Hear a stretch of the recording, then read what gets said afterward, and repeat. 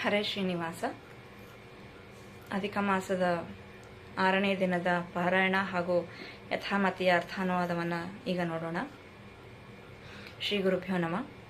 ಹರಿಕಥಾಮೃತ ಸಾರ ಗುರುಗಳ ಕರುಣದಿಂದ ಪನಿತು ಪೇಳುವೆ ಪರಮ ಭಗವದ್ ಭಕ್ತರಿದನಾದರದಿ ಕೇಳುವುದು.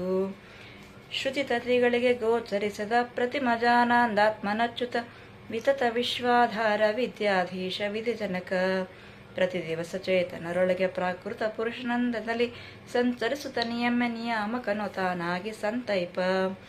ಇದು ಈ ಕಿರುಹೊತ್ತಿಗೆಯಲ್ಲಿ 6ನೇ ನುಡಿ.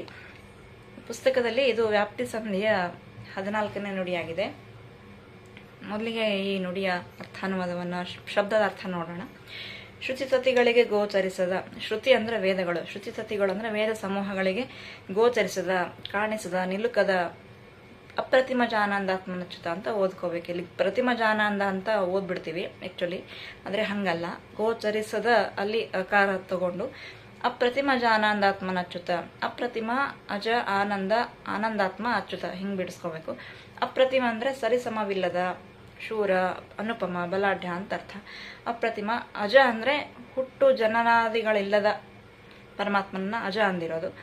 ಆನಂದಾತ್ಮ ಅಂದರೆ ಸಚ್ಚಿದಾನಂದ ಸ್ವರೂಪಿಯಾದ ಭಗವಂತನನ್ನ ಆನಂದಾತ್ಮ ಅಂದಿದ್ದಾರೆ. ಅಚ್ಯುತ ಅಂದರೆ ಚ್ಯುತಿರಹಿತ, ದೋಷ ದೂರ ಪರಮಾತ್ಮನನ್ನ ಅಚ್ಯುತ ಅಂತ ಕರೆದಿದ್ದಾರೆ. ವಿತತ ವಿಶ್ವಾಧಾರ ವಿದ್ಯಾಧೀಶ ವಿಧಿಜನಕ.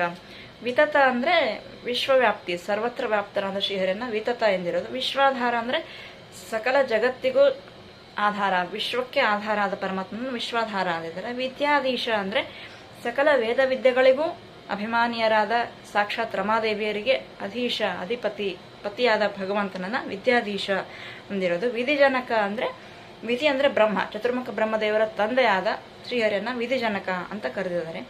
ಪ್ರತಿ ದಿವಸ ಚೇತನರೊಳಗೆ ಪ್ರಾಕೃತ ಪುರುಷನಂದದಲ್ಲಿ ಅಂದರೆ ಪ್ರತಿನಿತ್ಯ ಜೀವರಾಶಿಗಳಲ್ಲಿ ಚೇತನರಲ್ಲಿ ಇದ್ದು ಪ್ರಾಕೃತ ಪುರುಷರಂತೆ ಅಂದರೆ ಸಾಮಾನ್ಯಾತಿ ಸಾಮಾನ್ಯ ವ್ಯಕ್ತಿಗಳಂತೆ ಇದ್ದು ಸಂಚಾರ ಮಾಡ್ತಾ ನಿಯಾಮಕನು ಅಂತಂದರೆ, ನಿಯಮ ಅಂದರೆ ಸೇವಕರಲ್ಲಿದ್ದು ನಿಯಮ ನೆನೆಸಿ, ಒಡೆಯರಲ್ಲಿದ್ದು ನಿಯಾಮಕನು ತಾನೇ ಆಗಿ ಸಂತೈಪ ಸಮಾಧಾನ ಪಡಿಸುವ ಕಾರುಣ್ಯ ಶ್ರೀಹರಿಯದ್ದು ಅಂತ ಈ ನುಡಿಯ ಸಾರಾಂಶ ಅಂತ ದಾಸರರು ಅಭಿಪ್ರಾಯಪಟ್ಟಿದ್ದಾರೆ ಅಂತ ಹೇಳ್ತಾ ಈ ದಿನದ ಯಥಾಮತಿಯ ಅರ್ಥಾನುವಾದವನ್ನು ಮುಗಿಸ್ತಾ ಇದ್ದೀನಿ.